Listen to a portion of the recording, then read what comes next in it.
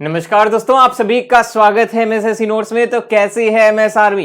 तो दोस्तों आज हम लोग पर्यावरण का कंप्लीट टेस्ट करने वाले हैं, यानी संपूर्ण एनसीईआरटी कक्षा 3 से लेके 5 तक का पर्यावरण का जितना भी क्वेश्चन बन सकता है हम लोग ज्यादा से ज्यादा जितना रिपीटेड है आपके एग्जाम में आया हुआ है बिल्कुल एक एक तरीके से पढ़ने की कोशिश करेंगे, एकदम बढ़िया से एक्सप्लेन करके। ये समझ लो कि ये वाला वीडियो जरूर देखो अगर आप सीटेट, यूपीटेट और किसी भी एग्जाम की तैयारी कर रहे हैं जहां पर पर्यावरण आ रहा है, एनसीईआरटी का आ रहा है, तो ये वीडियो बहुत ही ज्यादा जरूरी हो जाता है आपके लिए। और शुरू से लेके अंतिम तक एक एक क्वेश्चन पर बहुत ध्यानपूर्वक देखिएगा, क्योंकि एक क्वेश्चन से कई क्वेश्चंस मैं निकाल के दिखाऊंगा। ध्यान से देखते रहो। इस वीडियो को शुरू करते हैं, और इस वीडियो को शुरू करने से पहले आप लोग जल्दी से इस वीडियो को लाइक कर दीजिए, और जैसा कि है कि शेयर करना है तो जरूर शेयर कर दें। और उससे पहले अगर अभी तक आप लोगों ने हमारे चैनल को सब्सक्राइब नहीं करके रखा है तो चैनल को सब्सक्राइब भी कर लें। और आज हम लोग पूरा एक एक चीज को एकदम तरीके से पढ़ने की कोशिश करेंगे, समझने की कोशिश करेंगे। शुरू किया जाए, चलिए स्टार्ट करते हैं। तो पहला क्वेश्चन देखते हैं दोस्तों कि क्या कह रहा है यहां पर स्क्रीन पे। तो देखो पहला क्वेश्चन क्या कह रहा है, जल्दी से देखिएगा। तो पहला क्वेश्चन देखिए, स्क्रीन पे पूरा साफ साफ दिख रहा है, नहीं दिख रहा है? पूरी तरीके से आपको स्क्रीन पे साफ दिख रहा है। तो देखो यहां पर पहला क्वेश्चन क्या कह रहा है, जल्दी से देखिए और उत्तर देने की कोशिश करें। यहां पर क्या कह रहा है पहला क्वेश्चन, पढ़िए जल्दी से, क्वेश्चन पढ़िए। बिल्कुल 1 मिनट का भी समय खराब नहीं किया जाएगा, 1 मिनट भी हम लोग इधर उधर नहीं, सीधे पॉइंट टू पॉइंट बातें होंगी एक एक चीज को समझते हुए। जल्दी से बताइएगा क्या हो जाएगा। कह रहा था गुरप्रीत पहली बार रेलवे स्टेशन से या रेलगाड़ी से नई दिल्ली से चेन्नई गया। अपनी रेलगाड़ी में से गाड़ी के द्वारा उसे कौन सी नदी पार करने की संभावना नहीं, यानी कौन सी नदी भी पार नहीं करेगा। तो इन चारों की ऑप्शंस पूछ रहा था। तो दोस्तों सबसे पहले तो इस क्वेश्चन को सॉल्व करने के लिए हम लोग को समझना पड़ेगा कि वे कहां से कहां जाने की बात कर रहा है। तो यहां पर अगर मैप के थ्रू देखने की कोशिश करें तो देखिए यहां पर ध्यान से देखिएगा, यहां पर क्या कह रहा है, यहां पर देखिए कहां गया, यहां पर देखिएगा कि यहां पर वो क्या कह रहा है। तो यहां पर वो कह रहा है कि वो दिल्ली से कहां जा रहा है, यहां पर है दिल्ली, दिल्ली से वो जाना चाहता है चेन्नई। चेन्नई कहां पर है, यहां पर, यानी तमिलनाडु के पास। तो यहां पर दिल्ली से चेन्नई जाना चाह रहा है, ये वाला रूट मिलेगा उसको, ठीक है। तब ये वाला रूट मिलेगा। अब यहां से एक चीज देखिए, यहां पर उसको कौन सी नदी नहीं मिलेगी। अब यहां पर पूछ रहा है, पहले हम लोग आ जाते हैं जल्दी से हम नदी तंत्र को समझते हुए, ठीक है। तो अब यहां पर अगर हम लोग नदी तंत्र को समझने की कोशिश करें तो देखिएगा यहां पर हमें नदी तंत्र यहां पे कौन सा मिल रहा है, देखिए जल्दी से, 1 मिनट थोड़ा सा, ये आ गया आपका गंगा रिवर। यहां से देखे तो यहां पर देखिए गंगा रिवर दिख रही है आपको कहीं पर, मैं दिखा रहा हूं, कोशिश कर रहा हूं, ध्यान से देखने की कोशिश करें। यहां पर अगर हम लोग इसको और जूम करें, ठीक है, यहां पर देखिए गंगा रिवर, यहां से ध्यान से देखिएगा, मैं यहां पे मार्क करने की कोशिश कर रहा हूं। यहां से देखिए ये वाला जो एरिया है, ध्यान से देखिए, ये वाला जो एरिया है ये है गंगा नदी का, दिख रहा है ये वाला एरिया, ध्यान से देखिए। यहां से देखिए हिमालय से निकलना है, यहां से हिमालय की चोटियों से, और यहां पर देखिए बंगाल की खाड़ी में यहां पर जाकर गंगा नदी गिर रही है। तो इसका मतलब क्या है कि ये यहां से ऐसे होते हुए यहां पर बंगाल खाड़ी आ रही है। और हमने मार्क किया था कहां से, नई दिल्ली से लेके कहां पर जाना था उसको, चेन्नई, इस रूट पे। तो क्या आपको इस रूट पे कहीं गंगा नदी दिख रही है, नहीं दिख रही है। तो ऑप्शन में क्या हमारा गंगा नदी था, जल्दी से देखिएगा। क्वेश्चन पे आते हैं, यहां पर क्या कह रहा है क्वेश्चन पे, ऑप्शन में गंगा नदी है, तो ऑप्शन नंबर सी हमारा यहां पर सही हो जाएगा, नहीं हो जाएगा, बोलिएगा। एक एक चीज को समझते हुए बहुत अच्छे से समझेंगे। अब आगे और नदियों के बारे में भी देख लेते हैं, नर्मदा, गोदावरी और कृष्णा। तो अगर समझने की कोशिश करें और नदियों के बारे में दोस्तों, थोड़ा सा अगर समय लगेगा भी, लेकिन चीजों को अगर हम समझ लेंगे तो हमारे लिए ज्यादा बेहतर है। देखिए यहां से अगर हम ध्यान से देखें तो यहां पर देखिए नर्मदा नदी आपको मिल जाएगी हर जगह, ठीक है। कृष्णा नदी आपको देखिए यहां पर मिल रही है, गोदावरी आपको एक जगह मिली, गोदावरी आपको यहां पर भी मिल रही है, ठीक है। यहां पर ये सारी नदियां आपको मिल रही हैं। तो सीधी सीधी बात है कि इस रूट से जब इधर आएंगे तो इन नदियों को क्रॉस करना ही पड़ेगा। इस वजह से यहां पर हमारा ये तीनों नदियां मिलने की संभावना है, ठीक है, नर्मदा, गोदावरी और कृष्णा। समझ में आया ये चीज, आगे बढ़े, कोई दिक्कत कोई परेशानी इसमें। देखो मेरा उद्देश्य ये था कि आप लोग इस चीज को समझने की कोशिश करें। दूसरा क्वेश्चन देखिएगा, हमारे देश में निम्नलिखित स्थानों में से कौन सा ठंडा रेगिस्तान है, जल्दी से देखिए और बताइएगा। अगर ठंडे रेगिस्तान की बात कर रहा है तो यहां पर ठंडा रेगिस्तान कौन सा हो जाएगा, किसको हम लोग ठंडा रेगिस्तान कहते हैं, जल्दी से देखिए और उत्तर दीजिए। जल्दी से बताइएगा क्वेश्चन नंबर सेकंड में। तो यहां पर उत्तर मिलेगा लद्दाख। तो लद्दाख को हम लोग कहते हैं ठंडा रेगिस्तान, ठीक है। हाँ बिल्कुल, लद्दाख को क्या कहते हैं, ठंडा रेगिस्तान। ये इमेज भी मैं साथ साथ आप लोग को इमेज भी दिखाते चलूंगा ताकि आप लोग के दिमाग में चीजें बनने भी लगे। आगे देखेंगे क्वेश्चन नंबर तीसरा, यहां पर देखिए क्या कह रहा है क्वेश्चन नंबर 3, ध्यान से देखिए। 3 कह रहा है कक्षा 5 की पर्यावरण अध्ययन की पाठ्य पुस्तक का एक पाठ है उसी से ठंडा उसी से गर्म। ये किसने लिखा था, डॉक्टर जाकिर हुसैन ने लिखा है, ठीक है। ध्यान से सुनिएगा, कभी कभी क्वेश्चन यहां से पूछ सकता है कि उसी से ठंडा उसी से गर्म यह किसकी रचना है। तो ये किसकी रचना है, ये डॉक्टर जाकिर हुसैन की है। तो उन्होंने बच्चों के लिए ऐसी कहानियां लिखी, अपनी मृत्यु के समय वे क्या थे। यहां पर डायरेक्टली पूछ रहा है कि डॉक्टर जाकिर हुसैन क्या थे, जल्दी से बताएं, और अपनी मृत्यु के समय। तो इसका मतलब ये भी समझ में आ गया कि यानी ये कौन से, पहले इसका उत्तर दीजिएगा, फिर मैं यहां पर आपको एक क्वेश्चन और बना के दिखाऊंगा कि इसमें और कौन सा क्वेश्चन बन सकता है। तो यहां पे आप यहां से एक प्रश्न ये उठा सकते हैं कि वह कौन से राष्ट्रपति थे जो राष्ट्रपति पद पर रहते हुए जिनकी मृत्यु हो गई थी। तो वो थे डॉक्टर जाकिर हुसैन, और इन्होंने ही क्या लिखा है, उसी से ठंडा उसी से गर्म। याद रखने वाली चीजें यहां से देखो, एक क्वेश्चन से 3 क्वेश्चन बन रहा है, बन रहा है नहीं बन रहा है। हाँ, तो क्वेश्चन हम लोग को ऐसे सॉल्व करना है। आगे देखिएगा चौथा, मैं बता रहा हूं अगर आप लोग अंतिम तक मेरे साथ जुड़ गए हो, यहां पे आ गए हो, तो ये मान के चलना है कि पहले तो एकदम बढ़िया तरीके से यहां पे जुड़े रहो। दूसरी बात, यहां पर अगर जुड़े हैं तो लास्ट तक आप लोग का इतना डाउट क्लियर हो जाएगा, आप लोगों ने अभी तक जितना पढ़ा है ना, सब कुछ ऐसा लगेगा कि आपने रिवाइज कर लिया है, पूरी तरीके से रिवीजन हो गया है। बिल्कुल बस देखते रहो। खाद्य संरक्षण के लिए निम्नलिखित में से कौन सा जोड़ा ठीक नहीं है। देखो, खाद्य संरक्षण का पहले मतलब समझ लेते हैं दोस्तों। खाद्य संरक्षण का मतलब हो जाता है कि कोई भी ऐसा खाद्य पदार्थ है जिसको हम लोग ज्यादा टाइम तक बचा रखें या बचा के रखें, उसको हम लोग किस रूप में ट्रांसफॉर्म कर सके। जैसे अगर कच्चे आम का अगर हम लोग अचार बना देते हैं तो अचार जो होता है बहुत काफी लॉन्ग टाइम तक हम इसको संरक्षित कर सकते हैं, यानी ये कच्चा आम अचार के रूप में जीवित रहेगा बहुत दिन तक। जीवित का मतलब बचा रहेगा, ठीक है। आलू का हम लोग चिप्स बना देते हैं तो चिप्स आप लोग को पता है कि कितने टाइम तक रह सकता है। दूध का अगर पनीर बना दे तो पनीर क्या ज्यादा दिन तक टिक सकता है क्या, जल्दी बताइएगा। पनीर भी 2 से 3 दिन से ज्यादा नहीं टिक सकता, इसलिए पनीर भी खराब होने लगता है। इसलिए दूध का पनीर बना के हम इसका संरक्षण नहीं कर सकते, बोलो सही है। अगर सेब का अगर जैम बना दे, फलों का अगर जैम लगा बना दे तो जैम जो है ज्यादा टाइम तक टिक सकता है। इसलिए हमारा उत्तर इसमें कौन सा मिल जाएगा, ऑप्शन नंबर सी, कि दूध से पनीर नहीं बन सकता। यानी कौन सा इसमें से सही नहीं था, दूध से पनीर वाला, ऑप्शन नंबर सी। आइएगा क्वेश्चन नंबर, यहां पर क्या देखेंगे, क्वेश्चन नंबर देखेंगे 5वां। तो यहां पर देखिए क्वेश्चन नंबर 5 क्या कह रहा है, यहां पर देखिए, जल्दी से देखिए सभी लोग, जल्दी से। क्वेश्चन नंबर 5 देखिए, क्वेश्चन कह रहा है कि घरों के नीचे दी गई विशेषताओं पर विचार करना है। ध्यान से सुनिएगा, घर की विशेषता क्या, पहला कि निचली मंजिल पे कोई खिड़की नहीं होती है, पेड़ के तनों की लकड़ी से बनाई गई ढालू छत होनी चाहिए, ठीक है। पत्थर के खंभे और जमीन से लगभग 10-12 फुट ऊंचे बने घर, ठीक है। ये सब क्या है, क्वालिटीज बता रहा है। पत्थर गारा और चूने से बनी मोटी दीवारें और लकड़ी की फर्श। तो ये कहां पर पाए जाते हैं, तो देखो, तो ये यहां पर देखिएगा, यहां पर ये इस तरीके का घर है, ठीक है। ये इस तरीके का घर है, अगर आप इमेज में देख पा रहे होंगे, देखने की कोशिश करिए, समझने की कोशिश करिए। तो लेह और लद्दाख के घरों में ऊपर दी गई कौन सी विशिष्ट या विशेषताएं जो हैं वो पाई जाती हैं इनमें से, तो सही कौन सा है, जल्दी से बताइएगा। तो ये जो इसमें आपको क्या दिख रहा है, इस घर में आप लोग को कौन कौन सी चीजें दिख रही हैं, जल्दी से देखिएगा। क्वेश्चन नंबर आई थिंक 5 हैगा, जल्दी से सभी लोग सोचिए और उत्तर देने की कोशिश करेंगे, ठीक है। तो यहां पर अगर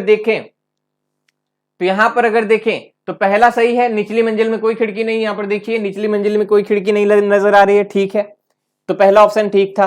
पेड़ के तने से लकड़ी से बनी ढालू छत, तो क्या यहाँ पे ढालू छत दिख रही है आपको, ध्यान से देखिए। यहां पर छत कैसी दिख रही है, बराबर दिख रही है, ढाल वाली छत तो नहीं दिख रही ना। तो यहां पर हमें ऑप्शन नंबर कौन सा, बी नहीं सही मिल रहा है। यहां पर हमें ऑप्शन नंबर बी नहीं मिला। पत्थर के खंबे से जमीन से लगभग 12 फुट की ऊंचाई, यहां पर ऐसा है क्या, नहीं है, ठीक है। यहां पर ऐसा नहीं है, तो हमारा क्या मिल जाएगा, है कि नहीं है, नहीं है, तो सी भी नहीं मिला। पत्थर गारा और चूने से मोटी दीवारें, तो देखिए यहां पर पत्थर और गारा की मोटी दीवारें दिख रही है, नहीं दिख रही है? दिख रही हैं। लकड़ी के फर्श, यहां पर जो फर्श है वे लकड़ी के होते हैं या नहीं होते? तो वो तो होते हैं, ठीक है। ये अंदर घर के अंदर का हम लोग जैसे, तो आंसर मिलेगा हमें ऑप्शन नंबर डी के साथ ADE। ध्यान से सुनते चलना है, इसी तरीके से क्वेश्चन सॉल्व करना है। सपोज कर लो कि आप लोग पूरी तरीके से भी एग्जाम हॉल में ही बैठे हैं, एक एक चीज को हम लोग समझते चलेंगे, बहुत ही गहरी बातें करना है। छठवां नंबर, क्वेश्चन नंबर 6 देखिएगा क्या कह रहा है, जल्दी से देखिए। कौवा पेड़ की ऊंची डाल पर अपना घोंसला बनाता है। पहले तो देखो यहां से क्वेश्चन क्या बन सकता है, और मैं थोड़ा सा ब्राइट कर दूं, जो आप लोग को लाइंस दिख रही हैं वो नहीं दिखेंगी, ठीक है। तो यहां पर देखिए, यहां पर कह रहा है कौवा जो है, यहां पर कह रहा है जो कौवा है आपका, वे पेड़ की सबसे ऊंची डाल पर अपना घोंसला बनाता है। तो सबसे पहले यहाँ पे आपको एक क्वेश्चन उत्तर, मैं यहां पर केवल ये मत सोचना कि मैं यहां पर केवल ये जो क्वेश्चंस दिए गए हैं उन्हीं क्वेश्चन डिस्कस करा रहा हूं, उसके साथ जितने स्टेटमेंट्स है उसको भी मैं कराने की कोशिश कर रहा हूं, ठीक है। यहां पर देखिए, कौवा पेड़ की ऊंची डाल पर अपना घोंसला बनाता है। यहां से प्रश्न क्या बनता है बताओ, वह कौन सा पक्षी है जो पेड़ की सबसे ऊंची डाल पर अपना घोंसला बनाता है? तो वो कौन सा है?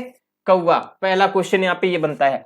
अब आगे देखो, इस घोंसले में बनने में कई प्रकार की चीजें, यहां तक लकड़ी, शाखाएं, ये सब भी होती हैं। एक चालाक पक्षी, यहां से सुनिएगा, एक चालाक पक्षी भी है जो अपना घोंसला नहीं बनाता, ठीक है, और कौवे के घोंसले में अंडे देता है। बेचारा कौवा अपने अंडों के साथ इन अंडों को भी सेता है। यह पक्षी कौन सा है? जल्दी से बताइएगा।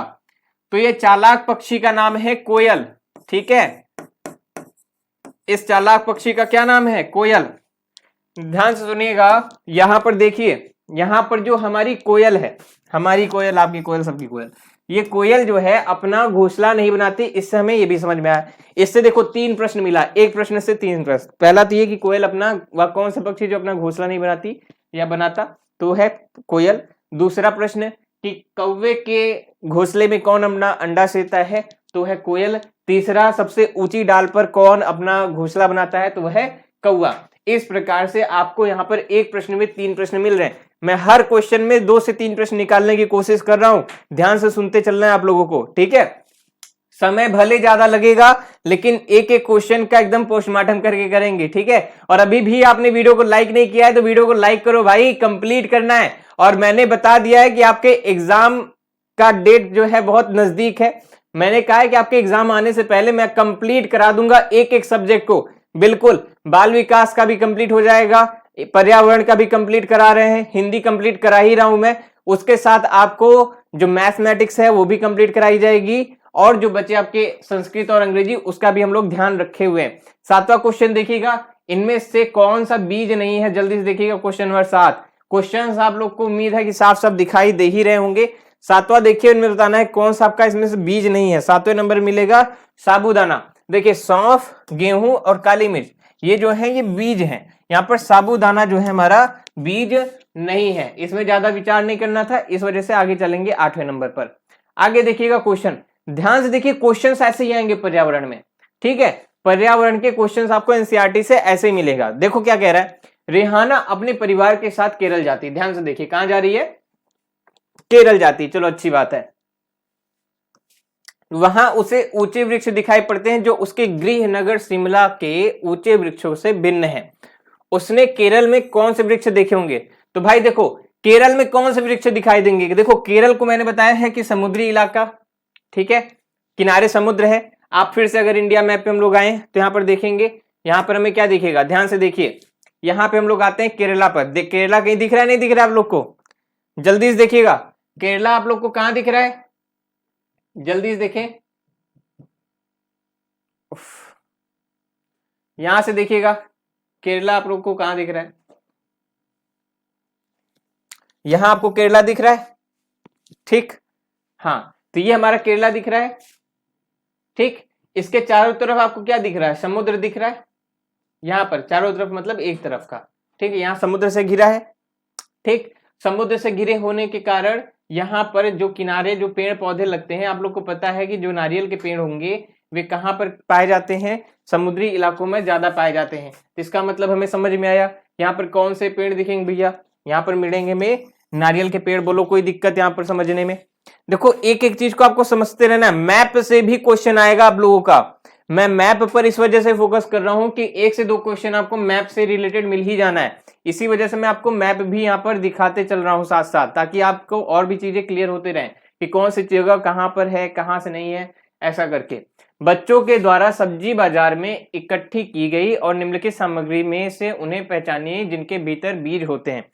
तो किसके किसके अंदर बीज होते हैं आपको ये बताना है, ठीक है। जल्दी से देखो, आलू, टमाटर, नाशपाती, चीकू, भिंडी, करेला, प्याज और खीरा, इसमें बताना है किसमें किसमें बीज होते हैं। जल्दी से देखिए, बड़ा ही अच्छा क्वेश्चन है, ये तो आप लोग को जानते ही होंगे। जल्दी से देखो किसमें किसमें बीज होते हैं। टमाटर में होता है, बिल्कुल देखो, पहले देखो आलू में होता है, आलू में नहीं होता, टमाटर में होता है, नाशपाती में होता है, चीकू खाया होगा, होता है, भिंडी में बीज होते हैं, करेले में होता है कि नहीं होता है, जल्दी बताइएगा। बिल्कुल होता है, करेले में भी होता है। प्याज में बीज नहीं होते, पड़ते होते हैं। खीरा में बीज होते हैं। तो देखिएगा, टमाटर, नाशपाती, चीकू, भिंडी, खीरा कहाँ दिख रहा है, ऑप्शन नंबर डी में मिल रहा है। आंसर आया हमारे ऑप्शन नंबर डी। ऐसे करके क्वेश्चन सॉल्व करने आप लोगों को। बताओ यहां तक ऐसा लग रहा है कोई कि कठिन क्वेश्चन है? और एक बात यहां से सभी लोग ध्यान रखना, जितने भी क्वेश्चन मैं यहाँ पे करा रहा हूं वे आपके एग्जाम के पॉइंट ऑफ व्यू से बहुत ज्यादा जरूरी है। आए हुए क्वेश्चंस हैं, कई बार आते हैं, रिपीटेड क्वेश्चन है और आएंगे भी क्वेश्चन।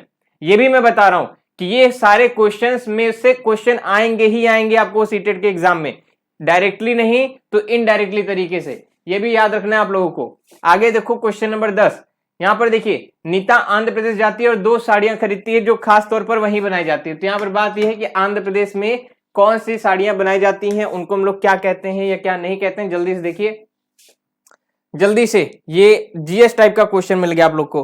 तो ये होती है पोचमपल्ली और कलमकारी। तो यहाँ पर आंसर मिलेगा हमें ऑप्शन नंबर बी, पोचमपल्ली। ठीक, आगे देखिए 11, निम्नलिखित में से कौन सी बीमारी रुके या इकट्ठा हुए पानी से हो सकती है। तो रुके हुए पानी से कौन सी बीमारी होती है, इन चारों में से अगर बात करें, चेचक, पोलियो, निमोनिया नहीं होता है। तो रुके हुए पानी से बीमारी हो सकती है तो कौन सा होता है, जल्दी बताइएगा। B, malaria. आप ऐड भी देखते होंगे टीवी में, अगर आप लोग डीडी नेशनल पहले देखते रहे होंगे तो उसमें ऐड आता था ना कि पानी को जमा नहीं होने देना है, उससे मलेरिया के मच्छर पनपते हैं, ऐसा करके ऐड आता था, नहीं आता था। इनमें से बताना है कौन सा जोड़ा ठीक है। देखिए, कर्नाटक कथक के लिए, असम बिहू के लिए, उड़ीसा भरतनाट्यम और तमिलनाडु लावड़ी। तो यहाँ पर सही कौन, मतलब गलत कौन सा है, अच्छा सही कौन सा ये पूछा है। अच्छा 12 नंबर में जल्दी से देखो, बिहू जो है असम में मनाया जाता है, असम का एक लोक नृत्य है बिहू। तो ये हमारा करेक्ट हुआ। कोई दिक्कत यहाँ पे, किसी को कोई परेशानी, जल्दी बताइएगा। कोई दिक्कत नहीं है। आगे देखिएगा क्वेश्चन नंबर 13 क्या कह रहा है। ये क्या दिखा आपको, ये इग्नू क्या दिख रहा है, ये दिख रहा है। आगे देखो, यहां पर देखो, इग्लू, एस्किमो अपने घर इग्लू का निर्माण बर्फ से करते हैं। इसका क्या मतलब है और कहां होता है। ये इग्लू इस तरीके से दिखता है, इस तरीके का बर्फीला घर देखा ही होगा आप लोगों ने। ध्रुवीय क्षेत्र में केवल बर्फ ही उपलब्ध है। इसका पीछे का कारण पूछा है। बर्फ ठंडी और हवा पानी को अंदर नहीं आने देती है। बर्फ की दीवारों के बीच मौजूद हवा अंदर की गर्मी को बाहर जाने से रोकती है। बर्फ मुफ्त मिलती है। तो देखो भैया, मुफ्त वाला तो सीन नहीं है कि बर्फ मुफ्त मिलती है, इस वजह से बनाया जाता है। तो इसका मुख्य कारण क्या हो सकता है, जल्दी से बताइएगा। क्वेश्चन नंबर 13 में, 13 है 12 है, 13, जल्दी से देखिएगा। इसका मुख्य कारण क्या समझ में आया। तो इसका मुख्य ये है कि बर्फ की जो दीवारें होती हैं वो अंदर की गर्मी जो है वो बाहर जाने से रोकती हैं। आप ध्यान से अगर कभी सुने होंगे कि मछलियां बर्फ जमने के बाद भी अंदर कैसे जीवित रहती हैं, इतना ठंडा होने के बाद भी, तो उसके पीछे का कारण यही है कि जब बर्फ जम जाती है तो अंदर की जो गर्मी है वो बाहर नहीं आ सकती। इस वजह से वहां पर नीचे का पानी जो है, बर्फ की सतह के नीचे का जो पानी है वे बाहर के तापमान से नॉर्मल रहता है। इस वजह से नीचे जीवन आसान हो जाता है। समझ में आया। 14 नंबर भी साथ साथ देखते चलो भैया। काहे का पेड़ दिख रहा है, ये निम्नलिखित में से कौन सी विशेषता बरगद के पेड़ की जड़ों की नहीं है। ये बरगद का पेड़ दिख रहा है ना, तो बताओ। जड़ें खंभों की तरह पेड़ की सहायता प्रदान करती हैं। जड़ें शाखाओं के नीचे लटकती रहती हैं। इसमें जमीन के भीतर जड़ें होती हैं। जड़ें भोजन का भंडारण करती है। तो इसमें बताना है कि कौन सी जड़ों की विशेषता नहीं है। 14 नंबर का उत्तर दीजिएगा। क्वेश्चन आपको पूरी तरीके से साफ साफ दिख रहा है, नहीं दिख रहा है। देखो, जो जड़ें हैं वे भोजन का भंडारण करती हैं, तो ऐसा नहीं है। यहाँ पे जड़ों पर भोजन नहीं रुकता है, मतलब इकट्ठा करने का काम नहीं होता है। आगे देखिएगा, यहाँ पर मिजोरम में की जाने वाली झूम खेती के विषय में निम्नलिखित कथनों का अध्ययन करना है। पहला कथन देखिएगा, एक फसल को काटने के पश्चात भूमि को कुछ वर्षों तक खुला छोड़ दिया जाता है। मैंने कंप्लीट पढ़ाया भी है आप लोगों को, मैंने जो ईवीएस का क्लास लिया था एनसीईआरटी समरी का पूरा, उसमें पढ़ाया भी है। तो यहाँ पर बोला है कि यहाँ पर देखिए, फसल को काटने के पश्चात पहले पढ़ लेते हैं, खुला छोड़ देते हैं। इस भूमि पर उगने वाले बांस और खरपतवार को काट कर जला दिया जाता है। बीज बोने से पहले भूमि की गहरी जुताई की जाती है। एक ही खेत में 3-4 भिन्न भिन्न प्रकार की फसलें उगाई जाती है।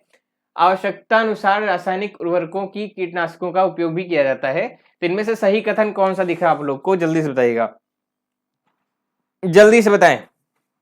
Question number 15। तो देखो फिर से देखिए, कहां गया, तो फसल को काटने से पश्चात कुछ वर्ष तक छोड़ दिया जाता है, ये हम लोग पढ़ा था। बोलो सही है ये, ठीक। यहां पर देखिए, इस भूमि में उगने वाले बांस खरपतवार को जला दिया जाता है, बिल्कुल जला दिया जाता है, जिससे वहां की भूमि और ज्यादा क्या हो जाती है, उर्वरक हो जाती है। यहाँ पर एक ही खेत में 3-4 भिन्न भिन्न प्रकार की फसलें उगाई जाती है, बिल्कुल उगाई जाती है। आवश्यकता अनुसार उर्वरक का प्रयोग नहीं किया जाता, ठीक है। यहाँ पर झूम खेती में उर्वरक का और कीटनाशकों का प्रयोग नहीं किया जाता। तो उत्तर क्या मिला हमें, ऑप्शन नंबर बी मिल गया। बोलो सही है। चलें आगे, क्वेश्चन नंबर आ जाओ 16 पर। राधा विभिन्न प्रकार के यात्रा टिकटों का उपयोग करती है। ऐसे टिकटों में उपयोग में से निम्नलिखित में से किस संकल्प का प्रभावपूर्ण ढंग से चर्चा की जा सकती है। देखो, अलग अलग साधनों से यात्रा करने पर यात्रा की लागत की भिन्न होती है। यात्रा की लागत उस वाहन द्वारा प्रयुक्त ईंधन पर निर्भर करती है। सार्वजनिक परिवहन से एक स्थान से दूसरे स्थान पर जाने के लिए हमें टिकट चाहिए। आरक्षण प्रक्रिया की समझ, तो इससे क्या समझ में आया, देखो इससे उसको क्या समझ में आया कि अगर राधा जो है अलग अलग प्रकार की यात्रा टिकटों का उपयोग करती है, तो ऐसे टिकटों के उपयोग से उसको क्या मिलेगा और किस तरीके की चीजें मिलेंगी। तो इन सभी ऑप्शंस की अगर चर्चा करें तो इनमें से सही कौन सा मिलेगा, जल्दी से देखिएगा, एक बार फिर से आप लोग समझ सकते हैं, इसमें कोई दिक्कत है। क्वेश्चन नंबर कौन सा है, क्वेश्चन नंबर है हमारा 16, ठीक है। तो 16 देखिए और समझने की कोशिश करें। तो 16 में कौन सा सही मिल जाएगा, देखिए पहले बात है कि यहां पर अलग अलग साधनों से यात्रा करने पर लागत भिन्न होती है, ये उसको समझ में आ जाएगा, बिल्कुल समझ में आ जाएगा।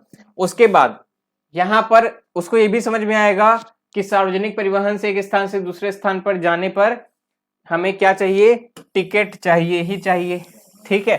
बिल्कुल हमको क्या चाहिए, टिकट चाहिए। केवल ईंधन की वजह से यात्रा की लागत नहीं तय होती, और भी ढेर सारी चीजें होती हैं। आरक्षण प्रक्रिया की समझ, इससे कोई लेना देना नहीं है, यानी ए और सी। तो आंसर में कौन सा मिला, जल्दी से बताइएगा। ऑप्शन नंबर पहला और तीसरा, यानी ऑप्शन नंबर सी। बोलो कोई दिक्कत। अच्छा, समझने में कोई वैसा तो नहीं लग रहा आप लोग को कि और लग रहा है, क्वेश्चन बड़ा है, इसका मतलब ये नहीं है कि बहुत ज्यादा दिक्कत कर रहा है, ठीक है। क्वेश्चन नंबर 17 देखिए क्या कह रहा है, देखिए यदि हम पक्षियों का अवलोकन करते हैं तो हम यह पाते हैं कि अधिकांश पक्षी अपनी गर्दन अत्यधिक हिलाते हैं। इसका कारण क्या है भाई, जल्दी से देखिएगा, इसका कारण क्या है, ये हमने समझाया भी आप लोगों को। जल्दी से देखते हैं और आंसर देने की कोशिश करें। अधिकांश पक्षियों के नेत्र स्थिर होते हैं और घूम नहीं सकते। इनके कान ढके होते हैं और वे उड़ नहीं सकते। पक्षियों के दो नेत्र होते हैं। इनके नेत्र दो भिन्न भिन्न वस्तुओं को एक ही समय में पर फोकस कर सकते हैं, इसका नहीं। देखो क्या होता है, पक्षियों की जो आंख होती है, मैं थोड़ा सा ऊपर करता हूं इसको, यहाँ पे देखने की कोशिश करें। चिड़िया दिख रही है आपको, इस चिड़िया की जो आंख है, ठीक है, तो ये क्या होती है, स्थिर होती है। इसको अगर इधर देखना तो आंख घुमा नहीं सकती है, एक ही जगह पर रहती है। तो देखने के लिए इसको क्या करना पड़ता है, गर्दन घुमाना पड़ता है। जैसे हम लोग है इधर से उधर कर लेते हैं, इन लोग के साथ ऐसा नहीं। अगर हम लोग के साथ ऐसे उंगली रखें, ऐसे करें और ऐसे करें, तो यहां से लेके यहां तक हम देख सकते हैं। लेकिन पक्षियों के साथ ऐसा सीन नहीं, उनको गर्दन घुमाना पड़ता है। मतलब जैसे जैसे ऐसे उंगली करेंगे वैसे वैसे उनको गर्दन घुमाना पड़ता है, ठीक है, ये अंतर होता है। तो यहां पर क्या हुआ कि अधिकांश पक्षी के नेत्र स्थिर होते हैं और घूम नहीं सकते। तो आंसर क्या मिला हमें इसमें, जल्दी से देखिएगा, 17 में पहला मिल गया। आगे देखिएगा 18, रीना आम पसंद करती है और वह इन्हें जाड़ों के लिए संरक्षित करना चाहती है। इनमें से कौन सा तरीका संरक्षण के लिए सबसे ज्यादा सही है, ये बताइएगा। अगर आम को संरक्षित करना है तो क्या कर दिया जाए, पापड़ बना दो उसका, या तो अचार बना लो, जैसा कि हम लोग ऊपर भी पढ़े हैं। तो कोई दिक्कत नहीं, हमें मिला ऑप्शन नंबर पहला। आगे देखेंगे क्वेश्चन नंबर 19, केरल के निकटवर्ती राज्य, चलो केरल के निकटवर्ती राज्य इनमें से कौन कौन से दिख रहे हैं। यहां पर मैप भी हमने साथ में लगा दिया था, आप अगर देखने की कोशिश करेंगे यहाँ पर पहले ऑप्शंस देख लीजिए आप लोग। यहाँ पर है तमिलनाडु और आंध्र प्रदेश बोल रहा है, कर्नाटक और महाराष्ट्र, महाराष्ट्र आपको पता है कि ऊपर है, ये हट गया। फिर आंध्र प्रदेश और कर्नाटक, जल्दी से देखिए नहीं मिला, फिर कर्नाटक और तमिलनाडु। चलो आ जाओ सभी के बारे में स्थिति जान लेते हैं। मैंने कहा था ना आपको मैप वाले क्वेश्चन भी मैं कराऊंगा, तो यहाँ पर आ जाओ, मैं थोड़ा सा और जूम कर देता हूं ताकि आप लोग को अच्छे समझ में आए। दिख रहा है ना आप लोग को, तो यहाँ पर देखिएगा केरला आपका कहां पर है, ये ठीक है, ये है आपका केरल, और ये आपका क्या है तमिलनाडु, ठीक है, ये क्या है तमिलनाडु है, और केरल से जस्ट सटा हुआ यहाँ पर है, और इसके जस्ट ऊपर कौन सा लगा हुआ है, ये है हमारा कर्नाटका, ठीक है, क्या है कर्नाटका, यानी तमिलनाडु और कर्नाटक साथ में लगे हुए। आंध्र प्रदेश देखिए यहां पर तमिलनाडु से जुड़ा हुआ है, ना कि केरल के साथ, तो आंध्र प्रदेश की स्थिति हमारी यहां पर है। उसके बाद महाराष्ट्र बोला था, तो कर्नाटका के ऊपर अगर आप देखोगे तो कर्नाटका के ऊपर जाके आपको मिलेगा महाराष्ट्र, ठीक है, और गोवा भी आपको यही छोटा सा मिलेगा इसी जगह पर, यहां पर देखेंगे इस किनारे गोवा छोटा सा मिलेगा, ठीक है, समझ में आ रही चीजें। हाँ, और यहां से आप लोग थोड़ा सा उड़ीसा की भी स्थिति समझे रहिएगा, क्योंकि उड़ीसा से संबंधित भी प्रश्न आप लोग का पूछ लेता है। तो उड़ीसा की स्थिति आपकी कहां पर है, ये है। कभी कभी ये पूछता है कि उड़ीसा की स्थिति किससे जुड़ी हुई है, बे ऑफ बंगाल से जुड़ी है या अरब सागर से जुड़ी है, या कह सकते हैं कि उड़ीसा का किनारा किस से संबंधित है, बंगाल की खाड़ी से या अरब सागर से। तो आप लोग याद रखिएगा कि उड़ीसा जो है वे अरब सागर से, महाराष्ट्र जो है वे उड़ीसा जो है बंगाल की खाड़ी से, और महाराष्ट्र जो है वे अरब सागर से जुड़ा हुआ है। ऐसे करके मैप वाले क्वेश्चन भी आते हैं। और मैप में कौन क्वेश्चन पूछ सकता है किस प्रकार का, तो और मैप में ये पूछ सकता है कि कौन से राज्य हैं जो एक दूसरे से जुड़े हुए हैं, या इनमें से कौन से हैं जो आपस में जुड़े नहीं हैं, ठीक है। तो ऐसे करके क्वेश्चंस मैप्स में पूछता है। कभी कभी यहाँ पे पूछ लेगा, जैसे नेपाल है तो नेपाल से जुड़े हुए कौन कौन से राज्य निम्नलिखित में से, या इनमें से कौन सा ऐसा राज्य है जो नेपाल से जुड़ा नहीं है। जैसे कभी आपको हिमाचल प्रदेश का यहाँ पर दे देगा ऑप्शन, उत्तराखंड दिया, उत्तर प्रदेश दिया, बिहार दिया, सिक्किम दिया, लेकिन उसके बाद साथ में एक हिमाचल प्रदेश भी दे दिया, तो आंसर हमारा मिला हिमाचल प्रदेश। तो ऐसे करके भी क्वेश्चन पूछता है। देखो मेरे हमेशा कोशिश है कि आप लोग को एक एक चीज कोशिश करके बताने की, कि आप लोग भैया यहाँ पे समझ लो कि यहाँ पे इस तरीके के क्वेश्चन आप लोग को मिल सकते हैं। 20वां नंबर देखिएगा, यहाँ पर निम्नलिखित में से हमारे देश के किस राज्य में अधिकतर लोग नारियल के तेल में पकी हुई समुद्र की मछली काटते हैं। तो भाई वो तो हम लोग जानते हैं, आप लोग इसको पढ़े भी होंगे, एकदम मजे से जाते हैं वहां पर मजे करने। जल्दी बताओ, अब समझ जाओ कि कहाँ मजे करने जाएंगे। गोवा, ठीक है, गोवा वाले बीच पर, तो गोवा वाले बीच पर नारियल के तेल में मछली खाएंगे, ठीक है, धीमे धीमे धीमे धीमे ऐसे करके। तो समझ में आया, तो गोवा में जाएंगे, नारियल के तेल उबालेंगे, उसमें मछली पकाएंगे और खाएंगे, ऐसा करके गोवा वाले ऐसा काम करते हैं। समझ में आया। तो दोस्तों आज मैं इस वीडियो को 20 क्वेश्चन तक ही रखता हूं। ये वीडियो पहला भाग है, अगला भाग लाएं उसके लिए आपको ज्यादा से ज्यादा इस वीडियो को शेयर करना पड़ेगा, दोस्तों को बताना पड़ेगा, सभी लोगों को लाइक करना पड़ेगा। सबसे पहली शर्त यह है कि लाइक करो सब लोग, कम से कम 2 लोगों को शेयर करो इस वीडियो को। जो भी सीटेट की तैयारी कर रहे हैं, ये मान के चलो कि 100% यूजफुल है। अगर आपको लगता है कि नहीं यूजफुल नहीं है, तो भी मुझे कमेंट करके बता देना कि सर आपने ये जो पढ़ाया हमारे किसी काम का नहीं, कमेंट करके बता देना ये भी बात, ठीक है, अगर ऐसा कहते हो तो। और अगर ऐसा है कि हाँ सर बहुत यूजफुल है, तो भी हमें बता देना, क्या सुधार हो सकता है ये भी बता देना, और साथ ही साथ शेयर करो कम से कम 2 लोगों को। इसी के साथ मैं मिलूंगा अपनी अगली वीडियो में। आप लोग को मैं देखता हूं कि ज्यादा से ज्यादा आप लोग लाइक करते हैं या नहीं करते हैं। अगली वीडियो में मिलेंगे, तब तक के लिए सभी बहुत बहुत धन्यवाद, नमस्कार, जय हिंद।